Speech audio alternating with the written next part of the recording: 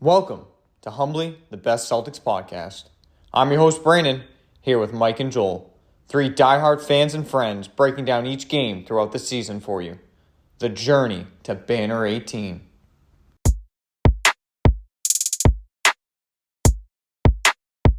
One.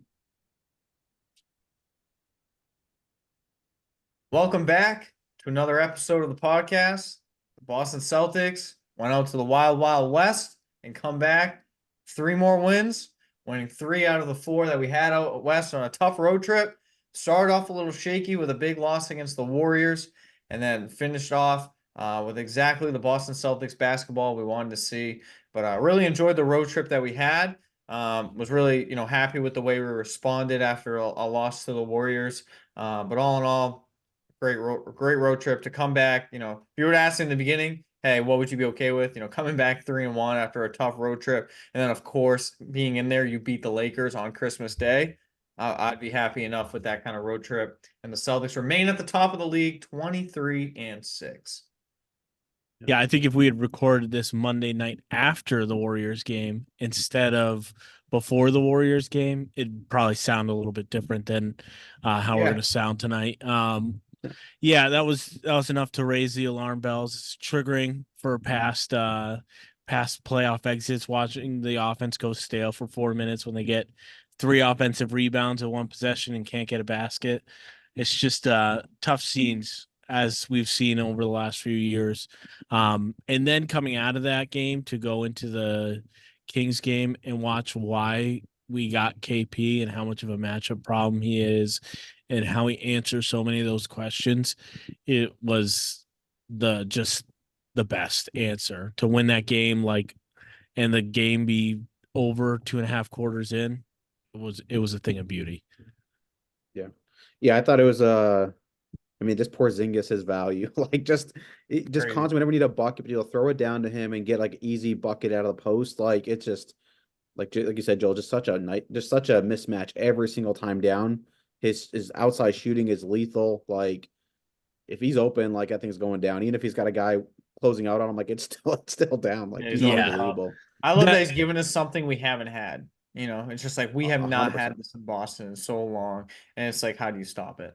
Well, yeah, that and it just makes them play offense a different way. When did we always were asking them to hunt mismatches and attack guys.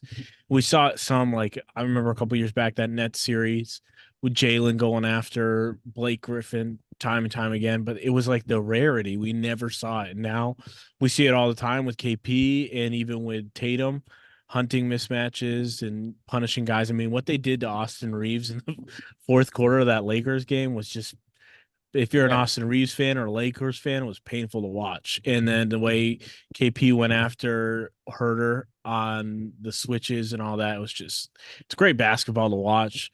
And it's exactly like what you need when your offense goes dead. Can you play through someone for 4 minutes? Can you 5 possessions in a row? Can you go to a mismatch and try and get a good shot that way?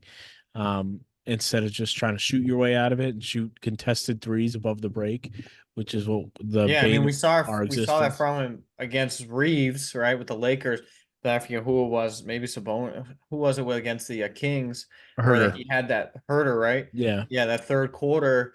I mean, just kind of put us away from them and gave us that huge run because KP just absolutely destroyed them in the third quarter by hunting mismatches. Like, came out of timeout, we want better third quarters out of the team, and then just feed KP was huge. Looking back at the trip, obviously, I'm pissed. I didn't want to lose to the Warriors, right? Yep. Sucks. But at the end of the day, if you were to say, which teams would you want to beat? The Lakers are going to be there. Obviously, they're on kind of a downfall now. The Clippers are the 4th seed.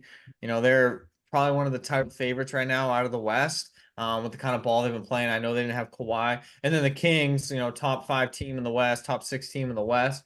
One of the hotter teams that were coming in. I think they were 8-2 when we came into play them out of the last 10. So, we beat the better teams. It's annoying to lose to obviously Curry again, and especially the way it happened in overtime. We had a big lead, 18-point lead, I think it was. And to blow all that was annoying. But at the end of the day, beating the top three of those four teams, no doubt, those were the top three out of the four that we beat. It happens, right? We missed 41 threes. I think it was a franchise record. Not going to happen again.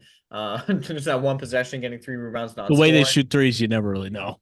Yeah, and then on top of that, one thing that killed me was that fourth quarter. You got 5 fouls on Curry, and we completely went away from our game. We were playing fast, and they could not keep up with us. They were not going to be able to go bucket by bucket. And then we went to let's hunt down Curry on defense, which there was just to get him a 6th foul. There was no need. Curry plays the entire fourth quarter and overtime without committing a foul. But the whole time we're busy trying to hunt him, getting down to the end of shot clock, having to take bad shots, just completely went away from the game that we played in the first 3 quarters. I think that was just the most frustrating part. Yeah, Come on. 100%. I agree with you. And I want to get your guys' opinion on this. I don't know how coaching staffs and the players don't understand this. They are not going to call Curry for his 6th foul. Exactly. He would have to. There was commit multiple times where there could have been a foul call, but they're not. Yeah. Yeah. It's he's got to commit a crime in order to get his 6th foul. There's no way they're going to call that because, I mean, at the end of the day, it's how many times have we seen that guys get to their 5th foul and they should have got their 6th 3 times over? I think the only star that they call him on pretty consistently is Karl Anthony Towns or Jaren Jackson Jr. They're just not going to do that to Curry, and to let it throw off your whole offensive game plan is just painful to watch. Yeah, it wasn't for me. It wasn't like we needed to switch anything. We had the game right, we had the lead for a long time. I don't think they even had a lead the Warriors at any point in the game until the fourth quarter. So it's what you were doing was working, and then we just what threw that all out the window just to try to get Curry to foul out, which was you were beating them by just playing good offense soundly, and letting Curry, do his mediocre thing. And then obviously, you're kind of attacking Curry, kind of poked the bear a little bit, got him going, and then he just goes off and torches you again in the fourth, just envisioning what happened to us in the finals again. So I think it was frustrating, but at the end of the day, will the Warriors even make the playoffs at this point?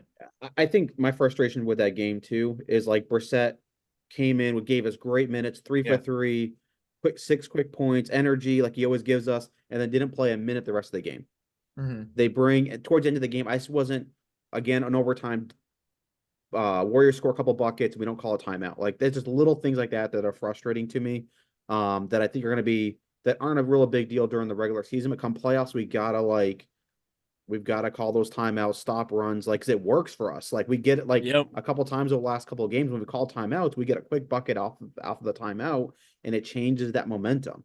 So that was my frustration. I thought the bench played really well, and then he just went back with the starters to finish the game, and it just wasn't there was no. We were just missing. I've seen that the last couple games. To be honest with you, obviously I love Hauser and shooters are going to shoot, right? But he's in a slump. You get him out there for the first half and he's not hitting anything. I know he's got to shoot his way out of it, but in close games, it's why not give me some percent minutes? Yeah, why can't I see Stevens or I think Brissett has earned minutes. Now I will give Missoula this, Keita has earned minutes and he's getting them now. As far as helps that Luke's been hurt for the last. He took Cornette's minutes. Yeah. But Cornet was back against the Lakers, and it looks like he took those minutes. And it's just so I'll give Joe credit there. He gave those minutes away to the better player. And I think everyone can agree Kate is playing out of his mind right now, dropping doubles off the bench. Double machine, yeah. But rebounding like a maniac. Exactly. But Brissett's doing the same thing, coming in, giving his energy, getting rebounds, and now he's scoring. Before the complaint was he wasn't scoring. Hauser, he still hustles and things like that, but I mean, he's in there to hit a 3, and he's not in the last couple games, and he'll be fine. I know long term he's going to be fine. But why not get both guys going, like a Brissett and a Hauser, to have both of those come playoffs? You're not just depending on Hauser and praying Hauser shots there. Yeah. And I agree with you so much there. And I know something that we're beating a dead horse about at this point, the no timeouts in the final few possessions of regulation and then going into overtime. How many times over do we have to see them blow those situations in order to realize you can't let them play it out? It's a painful lesson that I'm hoping is getting home at this point. And the other thing is it'd be fine if they sucked coming out of timeouts too, like Yeah, I was whatever, just gonna just say that. play it out. But they don't. Joe's on real drawing up plays. He after really a is, timeout. and there are Yeah. numbers behind it that they're one of the best offenses in the league, like in the top 98 percentile of scoring out of timeouts. And it's just like, come on, man, like Three out of six of our losses were in overtime. We have not won in overtime yet this year. 3 out of 6, and all of them I feel like were the same thing. yeah, Where there was no I'd be timeouts called in overtime. Like, dude, I'd be like, you got interested the to see how timeouts, many like, timeouts we ended the game with in each of those absolutely. overtimes. Like, Man, it's just yeah, yeah, definitely and one of our very few quams with the year so far. But yeah, you it's talk frustrating though. talk Like, about nitpicking. yeah. This is the definition of nitpicking. But one of the things I think is a huge takeaway from that game, from the Warriors game, and then the rest of the road trip, is like Derrick White is on this ALLSTAR campaign, like with everyone else. I know the Celtics are pushing it, the fans are pushing it, but JJ man, Redick's is he? pushing it. Yeah, JJ Redick's pushing it. The the man is pushing it himself with his play. It has been unreal.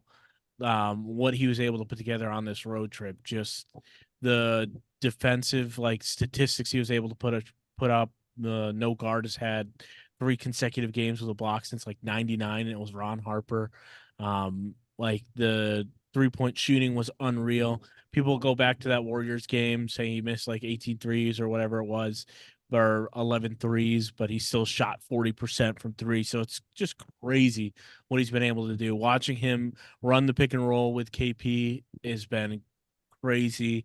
Just the decisions he makes, and I think KP said it the other day. Like you just don't realize how good he is till you actually see it every night. It's unreal. Yeah, I don't think he gets enough credit around the league at all, which is whatever. I want to win a ring this year, but like just let him do his thing. But the thing I love watching White right now is just like the confidence he has. Like he's dribbling up and just taking a pull-up three. He's dribbling up, coming off a KP screen, and then hitting a three or driving to the lane, which is absolutely deadly. Like him and KP's like 1-2 game with the pick and roll has been huge. But I think, that's huge. So as a super good opportunity, for the Celtics to have another guy like that can, score the way he can score. But yeah, I mean, no doubt in my mind, he should be an all-star. Especially when you talk how good he's playing on both ends of the court. Like you said, I mean, he's 3 blocks every night. He's a guard. I mean, that's He's insane. unreal. Yeah, he's definitely up there for the defensive player. I don't know, defensive player of the year, but I mean he's just putting on a clinic every single night. I mean, it's amazing to watch. Yeah, for a guy like 6'4" to have that many blocks in a game. And it's not just guards he blocks. I think he picks on smaller guys. He'll block like wings and big men too. It's insane. And the other thing that's like sneaky about it, maybe it's just the way he looks, is like you wouldn't think this guy is gonna go out there and like jump out of the gym, but his timing and his basketball IQ is just otherworldly. It's awesome to watch. Yeah, I mean, I think we were, obviously we lost Smart this year, and I thought we may have a little bit of a drop off there, but I think we're just as good as ever. I mean, I wouldn't want Smart back with the way White and Drew play. I mean, they're just unbelievable. Yeah. Like, dude, it's I just mean, zero drop off. No, I think we got better, to be honest with you, on defense, yeah, and especially on 100% offense. Like, agree.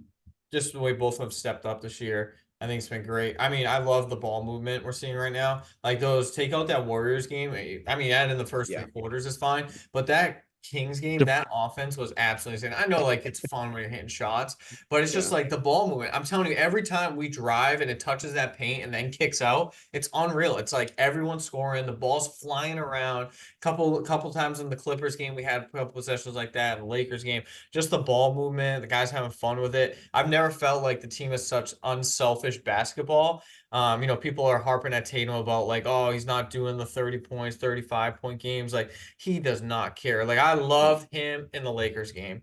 I absolutely love him. Yeah, I wish he hit a couple more shots, but they had the best defender on. They had Vanderbilt all over him all game long and just hanging on him. But Tatum controlled that game. Like, if you actually watch the game, he controlled that game on both ends of the court. Darvin Ham spoke about him after the game, about just like his presence on the court on defense and offense. I mean, it was unreal, like what Tatum was doing and how he was running the court. And typically, immature Tatum is getting upset. He's not getting calls. He's not getting the shots. He's not getting the points. He just wanted to win. And that's what he did. He led the offense the exact way we need him to do. And, if you add in like assists he would have got if those guys hit the shots, like, I mean, he would have had 20 assists. I would imagine probably close to 20 assists against the Lakers. I mean, his ball move was insane, drawing up plays, drawing two, kicking it out, and then even passing from there. I mean, it was great. And just seeing him kind of in that role is the role we're going to need him to play if we're going to win it all this year. You remember last year the stat we would see every time the Celtics shot below like 35% from three, they were like it was like impossible for them to win. On this road trip, there was 2 games we were under 30% or 32%. Lakers game were under 32%, we're at 31%, and we won that game like handedly. The Warriors game, they shot 29% from three, and they were right there in that game going into overtime and had every chance to win it. So I like one of the big things and one of the big changes I love is just the ability for them to score. I know we've talked about it. And Tatum's part of that, right? He's not just I mean, I wish his pull-up 3% or his pull-up 3 percentage was better or the attempts were down 100%.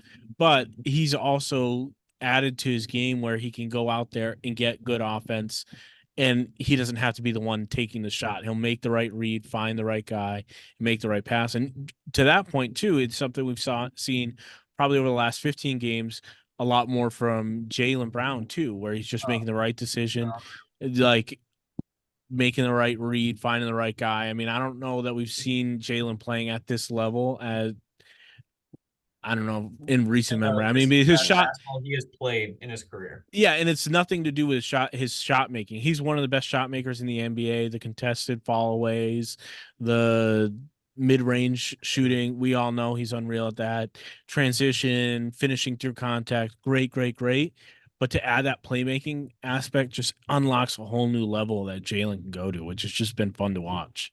Yeah, I think and he's not turning the ball over either. Yeah, exactly. And that's what I mean Like for that's playmaking. the biggest thing for him is that just adds so much. You can see his confidence. We're talking about White's confidence, Brown's confidence this year is just unbelievable. Like he's just taking it right. He's to attacking the hoop and like finishing. He definitely got stronger. I think last year you saw Tatum get stronger. This year, I think Brown got even more athletic and stronger from the work. I think the one thing with Brown that led to so many turnovers is he over dribbled. Like he was trying to cross that guy up just too many times. Like, dude, just get to the hoop. And this year, he get in the hoop and trying to dunk on every single player because he's so strong. It's like, dude, just go to the hoop. You don't got to cross him up, put him at your hip, and get to the hoop. And that we've seen over and over and over again this year from him. The last couple of games has been by far his best basketball. Yeah.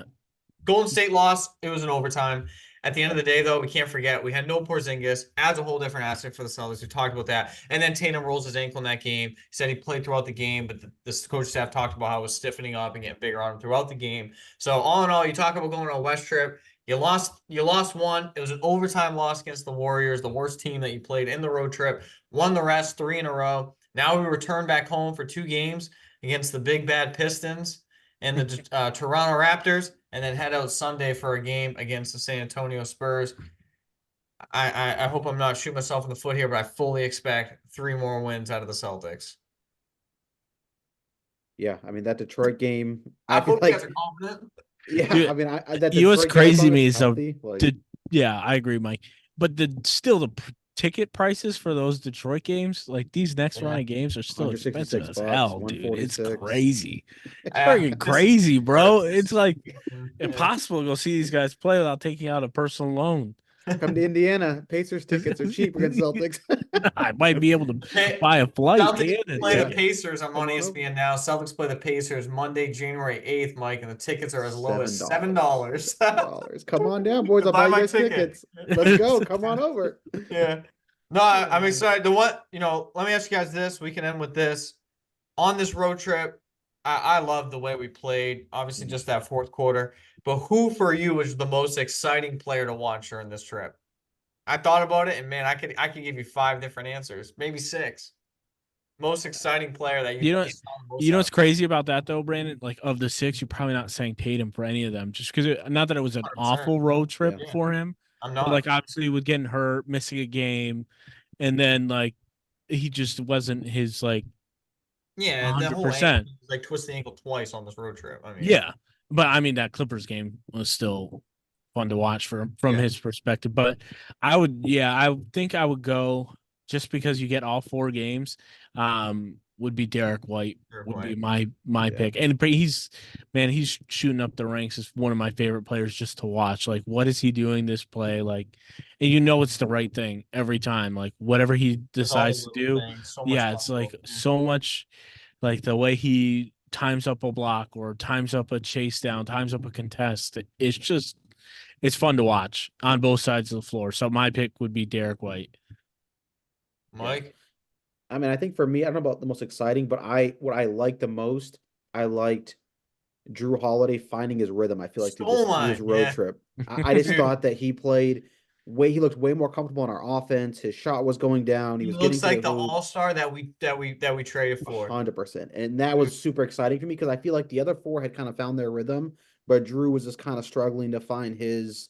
And I felt like he found it in that, especially in the Sacramento game. Mhm. Like, I think going back to it, you talked about it earlier, Brandon, it was my favorite game of the series because they were completely healthy and we came in and we just And Holiday played was Celtics running the basketball, offense. dude. It Holiday was literally ran the unbelievable. offense. 10 assists. He No ran the Tatum that offense. night. Like, He's having career high like he came in and he was already having career high rebounds with us, which is great. Just shows he's hustling. He's going. We need everybody attacking the boards, which is yeah. great. But you knew there was so much more to Holiday, and now he's averaging. I think on the road trip he averaged like 19 points a game. Like, dude, if you add in now Drew Holiday dropping 15 to 20 points a game, giving you 6 to 10 Tough. assists a night. I mean, that's impossible to stop. Yeah, by far. Yeah, exactly. I don't think it was like exciting that you like it wasn't like oh, but it was Yeah. like I finally saw what I've been wanting out of Drew Holiday. That's His like confidence just, this team is mhm. playing so confident right now. Yeah. I think he had to find his Yeah. role. Like everyone's Yeah. giving like Dame, like, oh, give him time, give him time, give him time. Obviously, the Celtics been rolling, so it's like it's fine. You kind of ignore it, like, oh, Drew's out there, he gets a couple good stops a game. He's Drew Holiday, but like we're seeing what we really like takes you to the next level. This Drew Holiday. Yeah. I Amazing. would say, I hope he found the spot. I don't know if you guys saw the video, but it was Missoula at practice, and he had Drew Holiday. They were mic'd up, and he had him on the side, and he was telling Holiday like, "You're the quarterback. You're the quarterback on defense. Like you need to be yeah. loud. You need to be vocal. You're calling it out. Like you're the quarterback." He was telling him, and Holiday's like, "Yes, sir. Yes, sir." But like that's what you brought him in for. You didn't bring him in Yeah. to just be like this fifth man on the roster, the fifth man in the starting lineup. Like this is Drew Holiday. He was an all-star. He's a champion. Like, I want this guy running the offense and running the defense now. Yeah. Yeah. I would say the other guy that I would say come on off our bench is Quetta, as far as like a guy that I was really impressed with. We talked about him last week, and like he started to really like, turn it up. And then through this road trip, I mean, he was a walking double double almost every If night. he if Just he can clean up finishing at the rim, a lot two yeah, things will happen. One, we'll get way more points out of him. yeah, Two, his rebounds will go way down because most of his rebounds are from him laying it up, grabbing yeah. it again, which I appreciate the hustle, but I'd take it the first time. Like, Exactly. I'll probably still got take three it over rebounds Cornet on an minutes. offensive trip. Yeah, just like patent stats. Like, but man, if he can clean up finishing at the rim, I mean, you're getting like I'm getting flashes of Rob Williams with him. Knock on wood with the knees and all that, but I'm Yeah, I getting don't like I'm seriously getting flashes of Rob Williams with him. with the hustle and all that, I don't think he's anywhere near as explosive or the defensive player that Rob Williams is, but I definitely agree with you as far as how he impacts like offensive rebounding and all that stuff. Yeah. One person I think we need to give like or talk a little bit about is just KP, how he handled this road trip and that especially the game against the Lakers. The Clippers game was great too. But that he was killer against the Lakers. It just goes to show what he adds. Like he's always a mismatch. It doesn't matter if you have AD on him. It doesn't matter if you switch into LeBron or Vanderbilt, whatever. He's a mismatch. He's a 7-2. He's a unicorn, right? He can shoot the three and finish over contests. It's just fun to 20, watch. 28 points, 11 rebounds against the Lakers. I mean, you weren't going to win that game without Kristaps Porzingis. Yeah. Yeah. Just the dynamic he added, just the things he does, setting the screens and all the different things, finishing at the rim, pull-up shots. I mean, he can literally Yeah. do it all for us on the offense. It Yeah, and I think you're getting to it, and that doesn't even add in what he adds on the defensive end. On the His defensive end, ability to play that roamer role, the he's rim just gonna protection. multiple times coming down the court. Like I love one thing I love this year too is watching Joe Mazzulla coach. Like he is coaching his mind off right now. And obviously he's got good guys on the bench this year, Sam Cassell, Charles Lee, guys like that, Tony Dobbins. But he's like you got a guy like Drew Holiday is guarding LeBron James on the perimeter, and then you're having KP just roam in the paint. Drew Holiday is guarding Anthony Davis on the perimeter, Derrick White on the perimeter. As soon as they get to the paint, it's kind of like this weird man zone they're playing, and all of a sudden KP's just roaming. As soon as he gets, I mean, there was that huge block from the game. LeBron, I think it was LeBron got to the paint, and then KP just swats him. I mean, it's just like you get by Drew Holiday, go meet Kristaps Porzingis at the rim. He's sitting there waiting for you. So yeah, I mean, it just unlocks obviously a huge thing offensively for us, but defensively too. And KP doesn't like one thing we always had a problem with Rob is he just foul. He was jumping at everything. KP, he was struggling really badly with that in those first couple games. I think he was just super excited trying to find that role. But now we haven't really had, him in foul trouble, things like that, which is huge to add in. And I think part of it is obviously the type of like shot blocker that they are. Rob is like pure athleticism, like can jump anywhere, but KP's taller than he is, longer than he is, so he doesn't need like the same runway to load up and jump like Rob does. So it's really and I've said it probably 17 times, like this team is just so fun to watch. Every possession, every like defensive adjustment that they make is just high level basketball, and it's like it's just I'll admit best starting five in the league. oh yeah, by think that's far. just best. And then I would even Al has been solid. Like if Al can do what he did for the Lakers for me, come in and hit 2 threes a night. Have a good rest of your career, Al. Just give me 2 threes every night. That's all I'm asking for. And he plays some solid defense. He's good for when we want to run the smaller lineup. He's even good up top, having the ball in the offense to move the ball around. I mean, Al's just a perfect guy now on the bench, a good vet. Loves the team. So it's huge to add. But I was gonna say, I'll admit, like the Kings game, second night, back to back, exhausted. And it was like, we got this one in the bag, Kings game, but the team is just so fun to watch. There was no way I was going to bed. And then I couldn't even like fall asleep after. Like I was so pumped rewatching all the plays. It was just grinning ear to ear.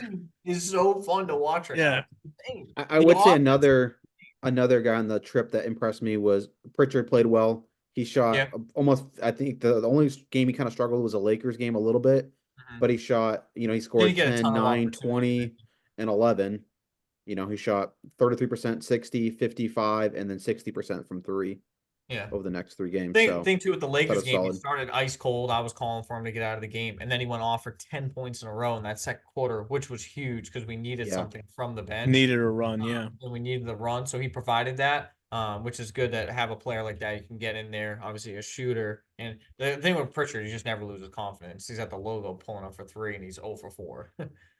Which is what you want from a shooter. I mean, we haven't seen that from Hauser yet. Like I don't think he's lost confidence, but we need him to start hitting. I think we're just gonna get him. He's gonna go through those ups and downs. When he's on, he's a shooter, and that's all he provides. That's why I want a guy like Brissett to be able to also get minutes at the same time. Can we find a way to get both of them minutes? When it's just not your night, like know that and know what the point. Okay, he's missed 6 shots. All right, let's get someone else out there. Like he's got to shoot through it, but comes a point where it's like we got to win this game. I'd be interested to see how he rebounds on these home games the next couple of days. Some home cooking. Yeah, see if it turns things around for him. Yeah. Well, Detroit, we do not want to be the first team to lose to the Pistons, and I do not want the Pistons to end our home streak. Scary injury report. We got a questionable Tatum and Brown. But hoping the boys are ready to suit up. I'd say we at least need one of them. At least give me Tatum and Brown's back. So, and I think. To be honest, I think we could probably get through with Drew and KP. I do too. I do not want to risk that. I do not want to lose to the Pistons. I will downplay it if we lose, but I promise you, there will be a spin zone if we do. And then we play the Toronto Raptors, and then off to San Antonio on Sunday. Get Derrick White back home in San Antonio. Hopefully a Derrick White game. So three easy ones, hopefully, before we play OKC next week. So hopefully we can see more Celtics offense this week. We'll see you guys next week.